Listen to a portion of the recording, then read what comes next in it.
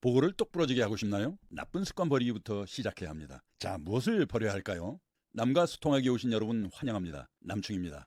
남과 소통하기에서 다루는 직장 내 커뮤니케이션 범위에서 A. 전달과 발표 능력을 우선 다뤘죠. 지난번에는 두 가지씩 보고를 설명하는 첫 두 편을 발표했습니다. 오늘은 나쁜 습관 버리기에서 무엇을 버려야 하는지 앞으로 나올 시리즈를 안내하겠습니다.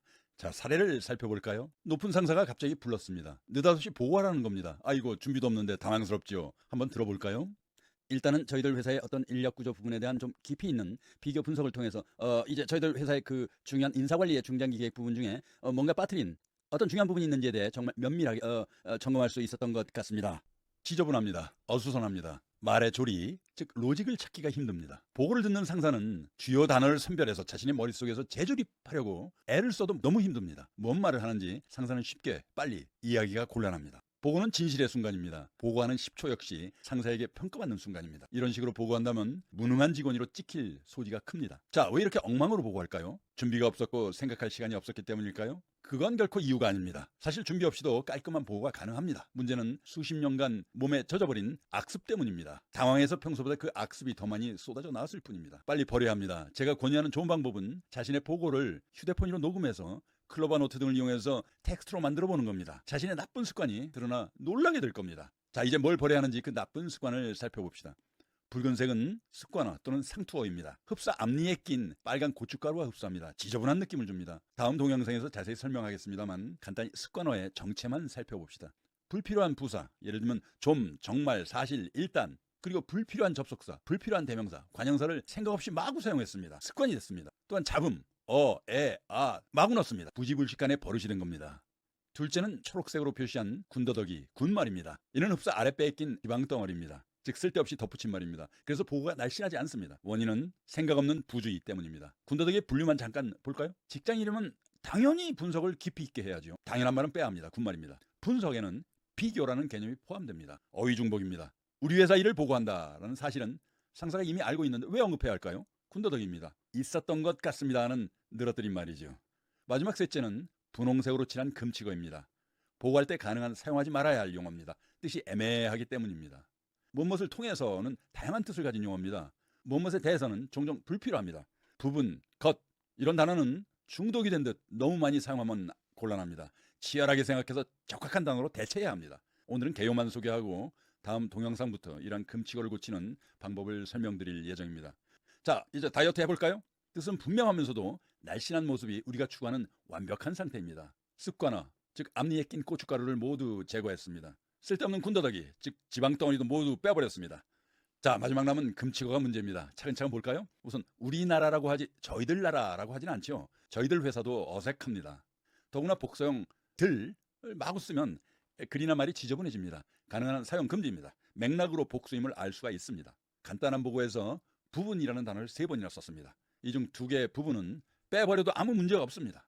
세 번째 부분은 적절한 용어로 대체해야 합니다. 치열하게 생각해서 찾아내는 습관이 기묘합니다. 부분을 내용으로 대체했습니다. 두 번째에 대해는 겉멋이 들어 그냥 붙인 겁니다. 아무 쓸모 없으니 빼야 합니다. 그 위에 있는 에 대해는 를로 바꾸면 간단합니다. 분석을 통해서는 분석해서라고 바꾸면 됩니다. 더 정확하게 뜻을 전달할 수가 있습니다. 일본어는 명사와 명사 사이에 꼭 조사 의를 씁니다만 우리는 통상 사용하지 않아도 뜻이 통합니다. 말을 지저분하게 만드는 것 또한 적합한 명사로 대체하거나 빼버릴 수 있으면 빼야 합니다. 있다는 뜻이 약한 동사 또는 형용사입니다. 가능하면 좀 더 역동적으로 표현해야 이해가 쉽습니다. 빠뜨린 내용이 있는지에서 뜻이 약한 있다를 빼고 무엇을 빠뜨렸는지라고 바꾸었습니다. 자, 정리해볼까요? 근데 문장이 깁니다. 의미 단위로 문장을 잘라봅시다. 2문장으로 만들었습니다. 호흡이 길지 않아도 되니 듣는 사람도 편합니다. 이해가 더 쉽습니다. 자, 원문과 비교를 해봅시다. 원문 100%에서 빼어버린 고춧가루 지방덩어리 그리고 애매한 말투가 원문 글자 수의 57%입니다. 수정한 보고는 원문의 43%만 나왔습니다. 자, 근데 고춧가루는 빼면 깨끗해지고 지방은 덜어내면 날씬해지는데 금치어는 잘 생각해서 수정해야 하니 어렵습니다. 금치어를 조금 더 살펴봅시다. 예를 들어 이런 말을 여러분 이해할 수 있을까요? 거시기, 거시기, 거시기, 거시기. 거시기란 적합한 단어가 얼른 생각나지 않거나 생각하기 귀찮을 때 사용하는 대명사입니다. 듣는 상대를 배려하지 않아도 되니 두목은 편하지요. 근데 듣는 부하들은 추정하기 위해서 두뇌를 팽팽 돌려야 하니 피곤합니다. 자, 보고할 때 가능한 사용하지 말아야 할 금치어를 정리해 놓았습니다. 여러분들이 녹취록을 만들어 수정 연습을 해볼 때 이 분류를 참고하기 바랍니다. 자, 왜 이리 금치어를 많이 쓸까요? 금치어의 특징은 세 가지입니다. 첫째, 적절한 어휘를 고르려고 고민하지 않아도 됩니다. 생각하지 않는 이 습관이 나에겐 참으로 편합니다. 둘째, 한번 그 편리성에 맞들이면 중독되어서 헤어나올 수가 없습니다. 다른 사람에게도 쉽게 전염이 됩니다. 제가 토론형 워크숍에서 한 참가자가 부분이라는 단어를 심하게 사용했습니다. 한 3시간 정도 지나니까 많은 참가자들이 부분 하더군요. 셋째, 습관되어 금치어를 마구 사용하면 어떻게 될까요? 문제는 직장 상사 등 소통의 상대방이 무슨 말인지 정확한 의미를 해석하려니 힘이 든다는 겁니다. 생각 없이 뜻이 애매한 단어를 마구 쓰면 인문학적 소양이 부족한 사람으로 인식됩니다. IQ 테스트에는 다음 5개의 단어 중 뜻이 다른 것을 고르시오와 같이 어휘력 평가가 많습니다. 어휘력이 떨어지는 사람은 그래서 지적 능력을 의심받게 됩니다. 습관어, 군말, 금치어를 고쳐야 할 이유입니다.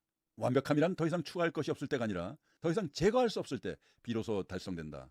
생텍쥐베리의 책 바람, 모래 그리고 별에 나오는 명언입니다. 빼고 빼는 덜어냄을 통해 완성에 가까워지는 단순함과 절제, 미학을 강조하는 말입니다. 자, 지금까지 나쁜 습관 버리기의 개요를 소개했습니다. 왜 버려야 하는지 이유도 말씀드렸습니다. 다음 편에는 금치어 통해를 고치는 구체적인 방법을 설명하겠습니다. 지루하지 않게끔 두갈식과 금치어를 번갈아가며 발표하겠습니다. 자, 남과 소통하기의 남충이었습니다. 감사합니다.